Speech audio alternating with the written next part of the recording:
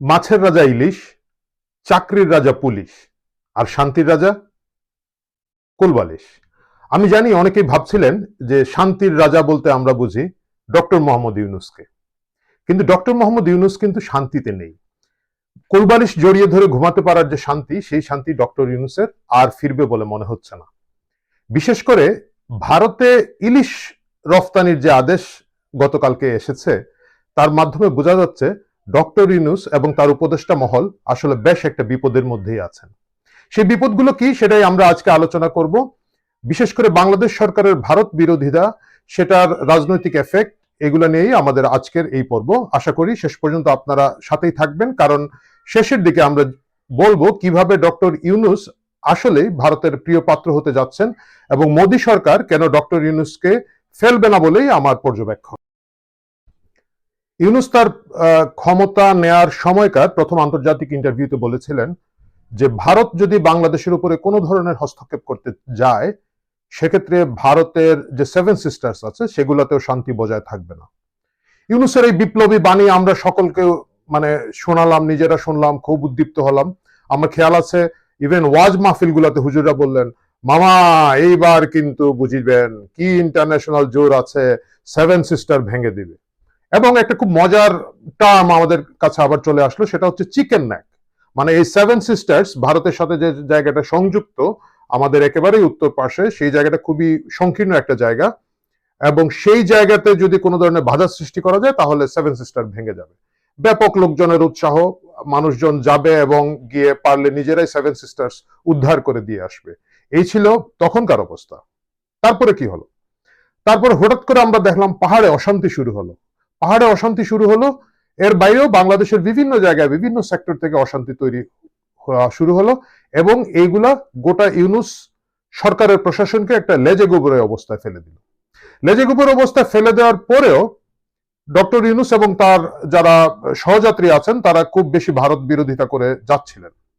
আমাদের মনে আছে উপদেষ্টা ফরিদা আক্তার খুব আবেগের সাথে, ভালোবাসার সাথে বললেন, আমাদের লোকজন যতক্ষণ ইলিশ খেতে পারবে না আমরা রফতানি করব না। এবং দেশের মানুষকে না খাইয়ে বাইরে পাঠানো আমি কোনো মতে অ্যাপ্রুভ করি না।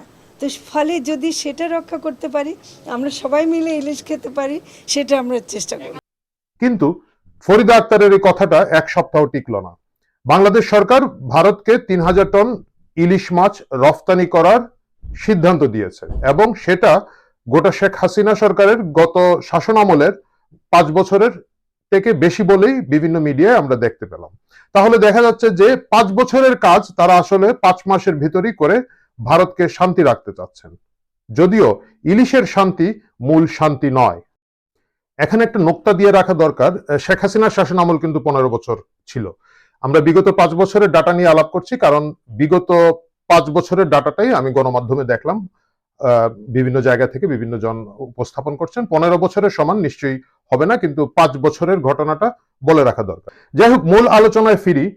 ডক্টর ইউনুসের এই ইলিশ কূটনীতি কেন তাকে বিপদে ফেলবে বাংলাদেশের অভ্যন্তরে, সেটা নিয়ে আমরা প্রথমে আলোচনা করি।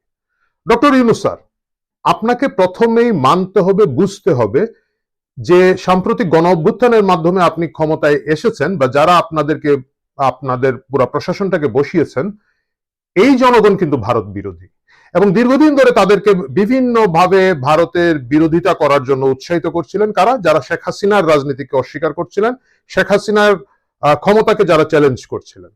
তারা বারবার অভিযোগ করছিলেন যে ভারতের অন্ধ সমর্থনে শেখ হাসিনা এখানে আছেন, যার কারণে কোনো ধরনের গণ আন্দোলন সফল হচ্ছে না এবং শেখ হাসিনাকে নিয়ন্ত্রণ করা যাচ্ছে না।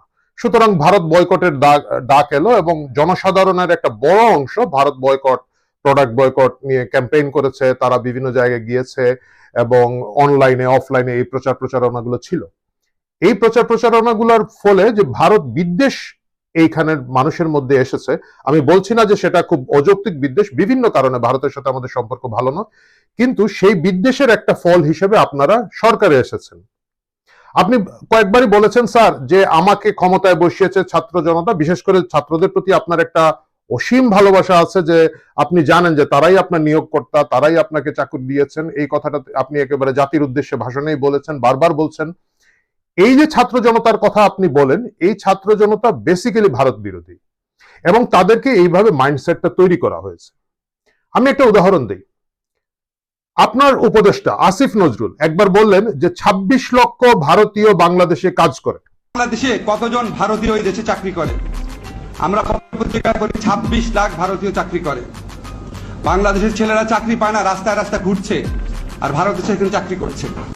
এই ডাটাটা উনি কোথায় পেলেন জানি না, কিন্তু এটা ব্যাপক প্রচার হলো। একটা ঐকিক নিয়মে যদি আমি দেখি, ভারতীয়রা কোথায় কাজ করবেন? ভারতীয়রা আসলে মূলত কাজ করবেন ঢাকা শহরে, কারণ আমি গাইবান্ধায়, সিলেটে, নোয়াখালীতে বা উজিরপুরে, অন্য কোনো জেলায়, ভোলায় গিয়ে আমরা কিন্তু ভারতীয় নজরে পড়ে না, দেখি না। তাহলে ২৬ লক্ষের মধ্যে আমি ধরে নিচ্ছি ২৫ লক্ষ ভারতীয় ঢাকা শহরেই কাজ করে। ঢাকা শহরের জনসংখ্যা ২.৫ কোটির মতো। ২৬ লক্ষ বা ২৫ লক্ষ ভারতীয় যদি এখানে কাজ করে থাকেন, তাহলে প্রতি ১০ জনের একজন ভারতীয় হবে। কই স্যার সেই ভারতীয়? আমরা তো দেখি না। আপনারাই বললেন যে ২৬ লক্ষ ভারতীয় কাজ করে, বা ২৫ লক্ষ যদি আমি ঢাকায় ধরে থাকি আমার হিসাবে, আপনাদের তর্কের খাতিরে প্রতি ১০ জনে একজন যদি ভারতীয় হয়, তাহলে প্রতি ১০ জনে একজন রিকশাওয়ালা ভারতীয় হওয়ার কথা, প্রতি ১০টা দোকানের মধ্যে একটার মালিক ভারতীয় হওয়ার কথা, আমার অফিস কলিগদের প্রতি ১০ জনের মধ্যে একজন ভারতীয় হওয়ার কথা। বাস্তবতা তা নয়। আমার ডানে বায়ে খুললে কিছু কর্পোরেট অফিসগুলোতে ভারতীয় সিনিয়র পজিশনে আছে। ভারতের লোনে যে কাজগুলো বাংলাদেশে হয়, স্বাভাবিকভাবেই সেগুলোতে ভারত তাদের লোকজন পাঠায়। সেই লোকবল আছে। ভারতের ঋণ কিন্তু আমরা খুব বেশি উন্নয়ন প্রজেক্টে ব্যবহার করি না। এর বাইরে গিয়ে আন্তর্জাতিক কিছু প্রতিষ্ঠানে হয়তো ভারতীয় সিনিয়র পজিশন গুলোতে তারা দিয়ে রাখে, মাল্টিন্যাশনাল কোম্পানিতে গিয়ে দিয়ে রাখে। সেটা কি ২৬ লক্ষ হবে? কোনোভাবেই হবে না। কিন্তু এই প্রচারটা খুব ভালোভাবে আমাদের দেশে চলে আসছে এবং আপনাকে যারা সমর্থন করেছেন তারা এই খেয়েছে। দ্বিতীয় হচ্ছে, আমরা শুনলাম যে পুলিশ বাহিনীর ৭০,০০০ পুলিশ ভারতীয় ছিলেন এবং তারা পালিয়ে চলে গেছেন। শেখ হাসিনা সরকারের পতনের পরে তারা পালিয়ে ভারত চলে গেছেন। কিন্তু আপনার স্বরাষ্ট্র উপদেষ্টা মাত্র কয়েকদিন আগে একটা হিসাব দিয়েছেন, মিসিং পুলিশ যারা এখনো কাজে যোগ দেন নাই তাদের সংখ্যা মাত্র ২০০-র নিচে। আমি জানি না, হয়তো বিভিন্ন জায়গায় থানা আক্রমণ হয়েছে, পুলিশের রাস্তাঘাট অপদস্থ হয়েছেন, আক্রমণের শিকার হয়েছেন। এই ২০০ জনের মধ্যে হয়তো পরবর্তীতে সরকার দেখাবে বা আমরা হয়তো খুঁজে পাবো যে ১০০-র উপরে হয়তো গুরুতর আহত অবস্থায় চিকিৎসা নিচ্ছেন, বা হয়তো তারা শেখ হাসিনা রেজিমের খুব শক্তিশালী অংশ ছিলেন বলে পালিয়ে আছেন। কোথায় ২০০ আর কোথায় ৭০,০০০? গোটা পুলিশের সংখ্যাই বাংলাদেশে ২.৫ লক্ষের কম। সেখানে যদি ৭০,০০০ ভারতীয় নিয়োগ হতো, সেটা কি বাজারে আসতো না? সেটা কি লোকজন জানতো না? বুঝতো না? বুঝতো। কিন্তু এই দিনের পর দিন এই যে ভারত বিদ্বেষী প্রচারণা, ভুয়া তথ্য দেওয়া এবং বিভিন্নভাবে এটাকে ফুয়েল আপ করা, এর একটা সরাসরি বেনিফিশিয়ারি ডক্টর ইউনূস আপনি স্যার। কিন্তু আপনি এসেই যখন প্রথমে বললেন যে আমরা সেভেন সিস্টারকে অশান্ত করে দিব, স্বাভাবিকভাবে আমরা যারা সেই উৎসাহ উদ্দীপনা পেলাম, আপনার ইলিশ কূটনীতি আমাদেরকে হতাশ করেছে। এবং বিশেষ করে আপনার সমর্থক যে জনগণ, তারা যখন হতাশ হবে, আপনার পায়ের নিচের মাটি সরে যাবে। এখানেই আমি বলছি আপনার বড় বিপদটা তৈরি হয়েছে। আপনি জাতিসংঘে বক্তৃতা দিতে গিয়েছেন। আমরা প্রথমে খুব শুনলাম যে মাত্র ৭ জন নিয়ে আপনি যাচ্ছেন, যেখানে শেখ হাসিনা ২৫০-৩০০ লোকজন নিয়ে জাতিসংঘে যেতেন। আমি জানি না কেন এত লোকজন নিয়ে তাদেরকে যেতে হয়। আপনি ৭ জন নিয়ে যাচ্ছেন, আমরা খুবই প্রশংসা করলাম। পরবর্তীতে শুনলাম আপনি ৫৭ জন নিয়ে যাচ্ছেন। যাই হোক, সেটা ভিন্ন আলাপ। আমি সেখানে না গিয়ে ভারতে থাকি। জাতিসংঘে গিয়ে আপনি মোদির সাথে বৈঠক করার জন্য চেষ্টা করছেন, সেটা মিডিয়াতে আসছে এবং মোদি আপনাকে পাত্তা দিচ্ছেন না। এতে মুশকিলটা হচ্ছে কোথায়? দেশ হিসাবে, রাষ্ট্র হিসাবে আমাদের আত্মসম্মান নষ্ট হচ্ছে। আপনি সভা করার চেষ্টা করতেই পারেন, মোদির সাথে বৈঠক করা আপনার জন্য গুরুত্বপূর্ণ বিভিন্ন কারণে। আমাদের পার্শ্ববর্তী দেশ আমাদেরকে ৩ দিক দিয়ে ঘিরে রেখেছে, সেখানে আমাদের প্রধানমন্ত্রী প্রাক্তন শেখ হাসিনা আছেন। সুতরাং এটাকে আমি খুব কি বলা যায়, অস্বাভাবিক ভাবি না। কিন্তু তিনি যখন আপনাকে বৈঠক করার সুযোগ না দেন এবং গোটা বিষয়টা যখন আপনারা প্রচার করতে থাকেন, এটা আপনার জন্য খুব ভালো ফল নিয়ে আসে না। মূল যে কথাটা আমি দিতে যাচ্ছি, যেহেতু ভারত বিদ্বেষের জনগণ এই অংশটুকু আপনাকে নিয়োগ করেছে, এই অংশটুকু নিযুক্ত, এরা এখন এই যে আপনি ইলিশ দিয়ে দিলেন ব্যাপকভাবে, যেটা হয়তো শেখ হাসিনা ৫ বছরে দিয়েছেন বলে মিডিয়া প্রকাশ, আপনি এক ধাক্কায় দিয়ে দিলেন। তারা আপনাকে পরাজিত ভাবছেন। এই যে মোদির সাথে বৈঠক করতে গিয়ে আপনারা স্কোপ পাচ্ছেন না, এতে আপনাকে দুর্বল নেতা ভাবা হচ্ছে। আপনাকে প্রশাসনের জায়গা থেকে আপনাকে যথেষ্ট পরিমাণ শক্ত বোল্ড লিডার মনে হচ্ছে না। আপনি শক্ত এবং বোল্ড লিডার না, আপনার সেই স্ট্রেংথ আমরা দেখি নাই। আইন শৃঙ্খলা অবস্থা দেখে বা বিভিন্ন জায়গায় গ্রেফতার, গণ হামলা, মব হামলা, এগুলা দেখে বোঝা যাচ্ছে যে আপনি সেই পরিমাণ শক্তি রাখেন না।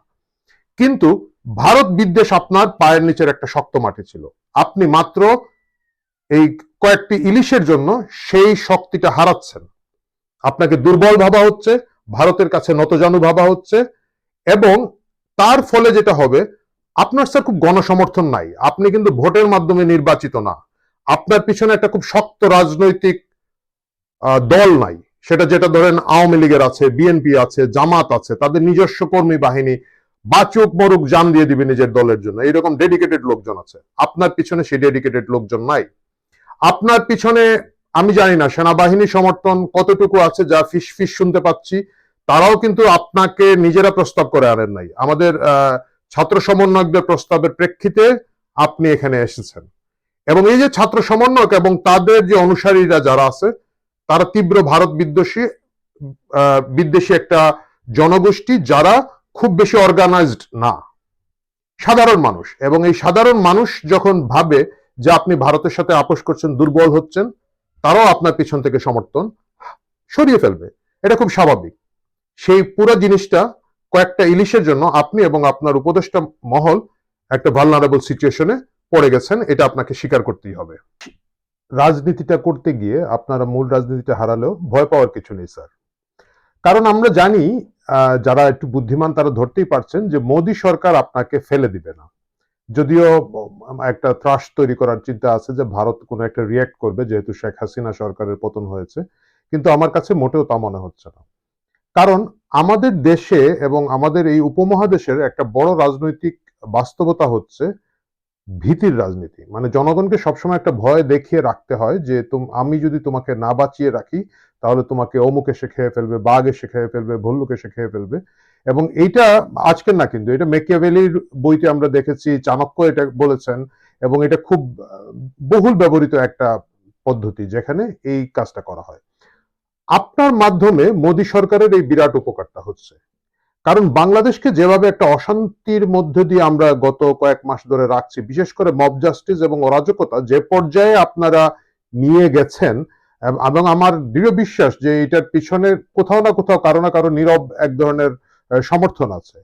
এতে গিয়ে মোদী সরকার দেখাতে পারছে যে দেখো, বাংলাদেশে ব্যাপক হারে ইসলামিস্টদের উত্থান হয়েছে। এটা তারা দেখালে তাদের রাজনীতির জন্য সুবিধা। তারা দেখাবে যে এখানে দেখো, রাস্তাঘাটে মানুষকে পিটিয়ে মেরে ফেলা হচ্ছে, পাহাড়ে এক ধরনের অশান্তি তৈরি হচ্ছে, তার বাইরে যে মাজার পুড়িয়ে ফেলছে, মাজার শাবল দিয়ে ভেঙে ফেলছে, জাতীয় মসজিদের ভিতরে তারা মারামারি করছে। এই সবকিছু দেখিয়ে বাংলাদেশে ইসলামিস্টদের একটা বিশাল উত্থান হয়েছে, এবং সেটা ইউনূস সরকারের সমর্থনে হচ্ছে। এইটা প্রমাণিত করতে পারলে মোদির জন্য রাজনীতিতে খুব সুবিধা হয়। তারা ভারতে দেখাতে পারবে যে বাংলাদেশে যেহেতু এই সরকার এসেছে যারা সরাসরি ধর্মীয় ইসলামিস্টদেরকে সাপোর্ট দিচ্ছে, তারা প্রকাশ্যে হুমকি দিচ্ছে আমাদেরকে, সেভেন সিস্টার্স তারা খেয়ে ফেলবে, এগুলোকে বিচ্ছিন্ন করে দিবে ভারত থেকে। সুতরাং আমাদেরকে খুব শক্তভাবে এখানে থাকতে হবে এবং আমরা সকলে মিলে এই কাজটা করবো। এটা খুব স্বাভাবিক। এটা মানে যে শুধু তারা করছে তা নয়, কারণ যারা ধর্মীয় রাজনীতি করে থাকে তাদের আসলে কেউ ধর্মকে কেয়ার করে না, তারা রাজনীতিটাকেই কেয়ার করে। বাংলাদেশের হিন্দুদের জন্য মোদির কোনো আলাদা মায়া আছে এটা মোটেও বিশ্বাস করার কিছু নেই। বরঞ্চ বাংলাদেশে হিন্দুদের উপরে হামলা হচ্ছে, এটা দেখাতে পারলে মোদির রাজনীতির জন্য সুবিধা হয়। বিজেপির রাজনীতিতে এটা খুব ভালো কাজ করে, এবং সেই উপকারটুকু আপনারা তাকে করে দিচ্ছেন। ইলিশ মাছের রাজনীতিতে মুশকিল হচ্ছে, এই মুহূর্তে আপনারা দেখাচ্ছেন আপনারা নতজানু, এবং এটা মোদির জন্য খুব একটা সুবিধাজনক হচ্ছে না। আপনাদের জন্য তো হয়ই নাই, যেটা আমি একটু আগে বললাম। সুতরাং স্যার, ইলিশ পাঠানোর আগে একটু ভেবে চিন্তে পাঠান। এবার পাঠিয়ে দিয়েছেন, কিন্তু ভবিষ্যতে আর একটু খেয়াল রাখা আপনার জন্য ভালো হবে। নির্ভয়ে থাকুন, নিশ্চিন্তে থাকুন, কুল বালিশ জড়িয়ে ধরে থাকুন, শান্তিতে থাকুন। মোদি আপনাকে ডিস্টার্ব করবে বলে মোটেও মনে হচ্ছে না। কিন্তু যদি আশা করে থাকেন, আমি জানি যে আপনারা আশা করছেন না, কিন্তু জনগণের কাছে বোঝাতে চান যে শেখ হাসিনাকে আপনারা ফেরত আনতে চান ভারত থেকে, আমার মনে হয় সেটা আরেকটা খারাপ রাজনীতি হবে আপনাদের জন্য। ভারত কখনোই শেখ হাসিনাকে কোনো বিশেষ স্বার্থ ছাড়া, তাদের স্বার্থ ছাড়া বাংলাদেশের কাছে প্রত্যর্পণ করবে, বাংলাদেশের কাছে হস্তান্তর করবে, এটা ভাবার কোনো কারণ নাই। কারণ হচ্ছে শেখ হাসিনা যতক্ষণ তাদের কাছে থাকবেন, তাদের একটা বার্গেনিং চিপ থাকে, তারা আপনাদের একটা ভয়ের মধ্যে রাখতে পারে যে যে কোনো সময় শেখ হাসিনাকে তারা সাপোর্ট দিয়ে বাংলাদেশে পাঠাবে। এবং আমরা সকলেই জানি যখন এই ধরনের কোনো নেতা বাইরে থেকে হঠাৎ করে যদি আসেন, পরিকল্পিতভাবে আসেন, তাহলে সেটার যে রাজনৈতিক এক ধরনের আলোড়ন তৈরি হয়, সেটা আওয়ামী লীগ একটা বড় দল, তারা তাৎক্ষণিকভাবে সংগঠিত হয়ে নামবে এবং একটা বিরাট প্রবলেম ক্রিয়েট করবে আপনাদের জন্য। এই ভয়টা ভারত আপনাকে দেখিয়ে রাখতে চায়। বাংলাদেশ এবং ভারতের সম্পর্ক, যদিও আমরা পররাষ্ট্র নীতিতে বলি বন্ধুত্বপূর্ণ সম্পর্ক, আসলে এটা আমি বলবো লাভ লাভ হেট হেট একটা সম্পর্ক। আমরা একই ভূখণ্ডের মানুষ, একসময় আমাদের সীমান্ত এক ছিল, আমরা একই জায়গায় ছিলাম, আবার বিভিন্ন তিক্ততার কারণে, বিভিন্ন রাজনৈতিক বাস্তবতার কারণে আমরা এখন আলাদা আলাদা আছি। এবং তাদের মধ্যেও বাংলাদেশকে ঘৃণা করে প্রচুর লোক, আমাদের মধ্যে ভারতকে ঘৃণা করে প্রচুর লোকজন আছেন। এই ব্যালেন্সের মধ্যে রাজনীতিবিদরা তারা তাদের সুযোগ সুবিধাগুলো নিয়ে নেন, মানুষের আবেগকে কাজে লাগিয়ে সেই সুবিধাটা তারা নিয়ে নেন। ডক্টর ইউনূস স্যার, আমার কাছে মনে হয় ইলিশ মাছ পাঠানোর মাধ্যমে আপনি সেই সুবিধাটুকু নেয়ার বদলে একটু ব্যাকফুটেই চলে গেলেন। ভবিষ্যতে বিষয়টা খেয়াল রাখবেন, এটাই আশা করছি।